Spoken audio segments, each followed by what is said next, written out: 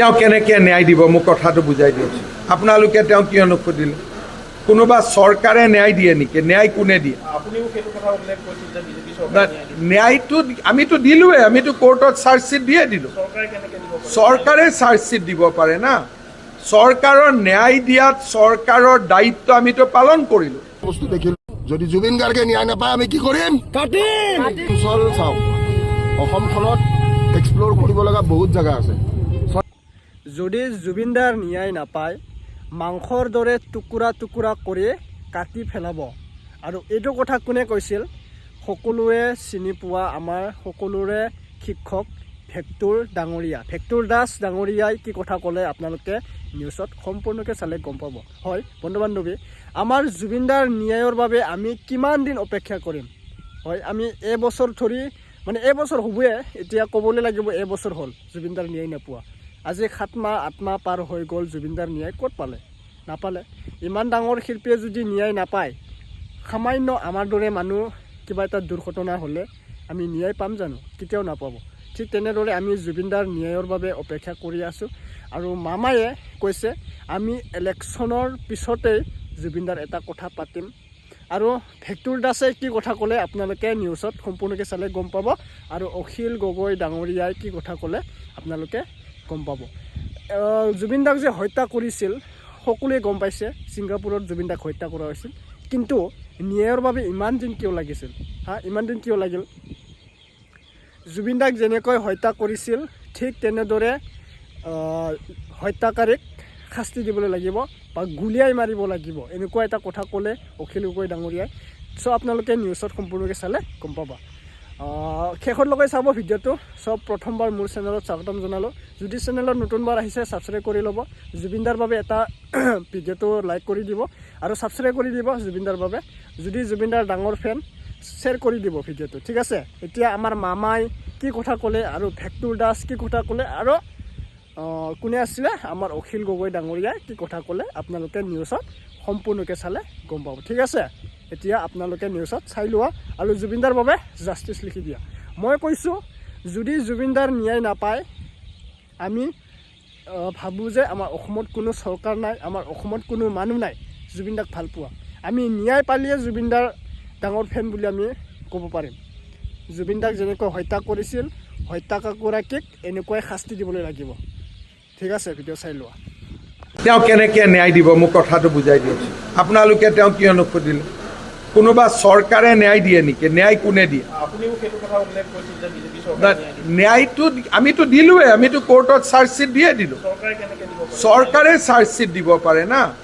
চৰকাৰৰ ন্যায় দিয়াত চৰকাৰৰ দায়িত্ব আমিতো পালন কৰিলোঁ। তেওঁ ন্যায় কেনেকৈ দিব? তেওঁ জাজৰ কাৰণে ইলেকশ্যন খেলিছে নে চৰকাৰ বনোৱাৰ কাৰণে? সেইকাৰণে মই ভাবোঁ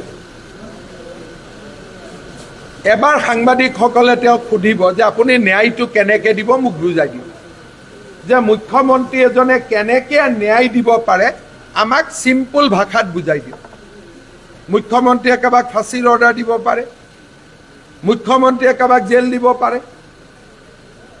তাৰমানে আজি কংগ্ৰেছে কি কৈছে যে আমাৰ হাইকোৰ্টৰ ওপৰত আস্থা নাই, আমাৰ জাজৰ ওপৰত আস্থা নাই, আমি নিজে ন্যায় দিম। এইটো কেনেকৈ ন্যায় দিয়ে?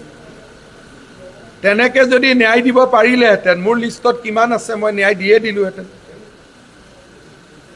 আমিতো ন্যায় তেনেকৈ দিব নোৱাৰোঁ। ন্যায় যদি মুখ্যমন্ত্ৰীয়ে ন্যায় দিব পাৰিলেহেঁতেন, যাকে বেয়া পায় তাকে ন্যায় দি দিলেহেঁতেন। আমাৰ গণতন্ত্ৰত ন্যায় দিয়াৰ অধিকাৰ অকল জাজৰ আছে। সেইকাৰণে তেওঁলোকে ইলেকশ্যনত এই দুখদায়ক ঘটনাটোক লৈ ৰাজনীতি কৰিব নালাগে। আৰু সেইকাৰণে আমি ইলেকশ্যনত এই কথাটোৰ পৰা আমি দূৰত আছোঁ। মানে ইলেকশ্যনৰ পিছত আৰু কি হয় মই ক'ব নোৱাৰোঁ। এতিয়াতো প্ৰতিদিন পেপাৰ হৈ থকা নাই, প্ৰতিদিনটো কংগ্ৰেছৰ লিফলেট হৈ আছে। জ্বলাই দিয়াটোক মই ছাপোৰ্ট নকৰোঁ, কিন্তু প্ৰতিদিন পেপাৰ হৈ আছে নেকি? প্ৰতিদিনটো এখন চিধা চিধি কংগ্ৰেছৰ লিফলেট হয়। সেইকাৰণে মানুহৰতো প্ৰতিদিনৰ ওপৰত বহুত খং উঠি আছে। যিমানবিলাক এখন লিফলেট টাইপ হৈ আছে নে নাই, কংগ্ৰেছ প্ৰতিদিনখন পেপাৰ হৈ আছে নেকি? প্ৰতিদিনখন কংগ্ৰেছৰ এখন লিফলেট হৈ আছে।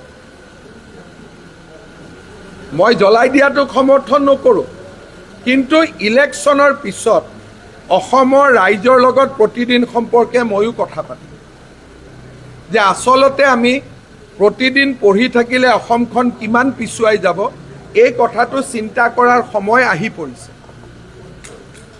প্ৰতিদিনে কোনদিনাখন বাতৰি কাকতত ভাল কথা লিখিছে কওক? এজন যে টকা নোপোৱাকৈ চৰকাৰী চাকৰি পোৱা ল'ৰা এজনৰ জীৱন কাহিনী আজিলৈকে লিখিছে নেকি?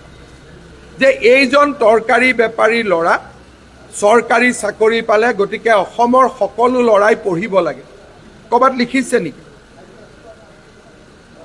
গতিকে প্ৰতিদিনৰ ওপৰত মানুহৰ বহুত খং আছে। মই জ্বলাই দিয়া অগণতান্ত্ৰিক কামক মই সমালোচনা কৰোঁ, কিন্তু মই ভাবোঁ যে অসমৰ ৰাইজে প্ৰতিদিন পঢ়া বাদ দিব লাগে। মই একো ব্যৱস্থা নলওঁ, কাৰণ এতিয়া মই প্ৰাৰ্থী এজন, আৰু প্ৰতিদিন জ্বলাই দিব পাৰে, প্ৰতিদিন কিবা কৰিব পাৰে। আৰক্ষীত প্ৰতিদিনে কেছ দিয়ক, প্ৰতিদিনৰ যি ক'ব লগা আছে প্ৰতিদিনে গৈ কওক, কিন্তু চিম্পেথি লোৱাৰ সময় প্ৰতিদিনৰ পাৰ হৈ গ'ল। অসমৰ মানুহে প্ৰতিদিনৰ প্ৰতি এক বিন্দু অসমৰ মানুহৰ সহানুভূতি নাই।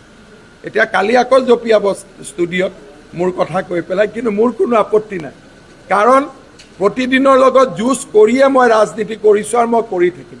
কাৰণ প্ৰতিদিনৰ পেপাৰৰ যিটো সাংবাদিকতা অসমৰ স্বাৰ্থৰ বিৰুদ্ধে। এইটো অসমৰ, আজি শিৱসাগৰত কিয় বেয়া পালে? তাৰমানে এজন কেণ্ডিডেটক গালি গালাজ কৰি লিখিছিলে।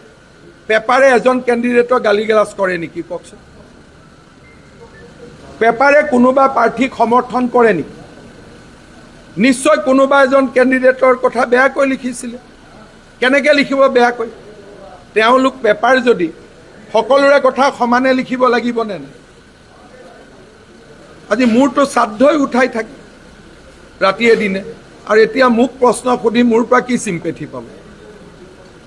ৰাতিয়ে দিনে মোৰ শ্ৰাদ্ধ উঠাই নাথাকে জানো? মোৰ দেউতা, মা, ল'ৰা ছোৱালী কাকোৱেতো এৰি দিয়া নাই, দিছে নেকি কাৰোবাক এৰি? সেইকাৰণে কিবা আছে পুলিচত কেছ দিয়ক, ইলেকশ্যন কমিশ্যনে চাব, আজিতো আমাৰ চোৱা দায়িত্বও নহয়। পাকিস্তানত যদি আহে, আপুনি কওক যে পাকিস্তানত যদি আহে কি কি হ'ব? অসমততো নাহে। যদি পাকিস্তানত আহে কি কি হ'ব মোক? প্ৰথমতে মই তেওঁক সুধিম যে তেওঁৰ পৰিবাৰৰ পাকিস্তান একাউণ্টটো এফিডেভিটত কিয় শ্ব' কৰে? পাকিস্তানতো দৰমহা লৈছিলে, আমাৰ হাততে প্ৰমাণ আছে। সেই একাউণ্টটো কিয় শ্ব' কৰা? ক্ল'জ হ'লেওতো শ্ব' কৰিব লাগিছিল একাউণ্ট। গতিকে প্ৰশ্ন আহিব যে পাকিস্তানৰ একাউণ্টটো এফিডেভিটত কিয় দেখুওৱা নাই? আপোনালোকেতো নুসুধে এইবিলাক কথা, গতিকে ময়ে আইডিয়া দি দিছোঁ, সোধে যদি সুধিব। ক'ত?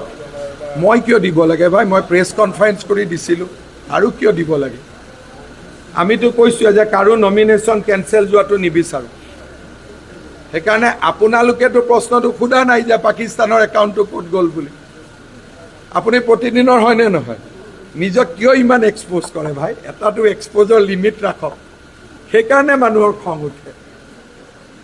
আৰু মোৰতো সাংবাদিক মেলটেলত আপোনালোক নাহিলে মই ভাল পাওঁ। মিছা গাৰ্গে ন্যায় নাপায় আমি কি কৰিম?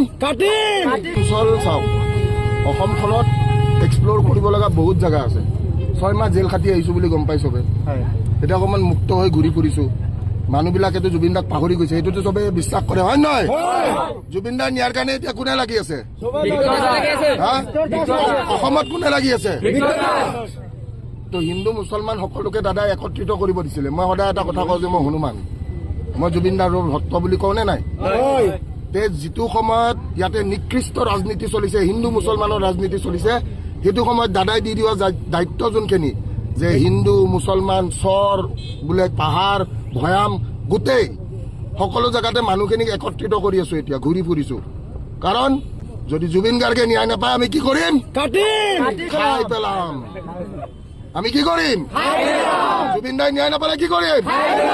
কি কৰিম? আৰু অকলে মই পাৰিম নেকি? মোৰ লগত চব থাকিব লাগিব, আছে নাই? তো তো এইটোৱে কথা। এতিয়া চাওক, সমষ্টি এতিয়াতো নিৰ্বাচন চলি আছে। তো নিৰ্বাচনৰ সময়ত সমষ্টিবিলাক দেখা পালে গম পায় যে কি অৱস্থা সমষ্টিৰ, ক'ত কি অৱস্থা। আপোনালোকৰ ইয়াতেতো আহি মই এটা বস্তু দেখিলোঁ, না ৰাস্তা আছে, না ঘাট আছে, না দলং আছে। এতিয়া বৰ্তমান MLA কোন ইয়াৰে আপোনালোকৰ? আশৰাফুল কি? চেয়াৰমেনৰ সমষ্টি চেয়াৰমেন এতিয়া চেঙা সমষ্টি MLA কোন আছিলে? ডিলিমিটেশ্যনৰ পিছত মানে আগতে ৰজা কোন আছিলে? চেয়াৰমেন আলী আহমেদ।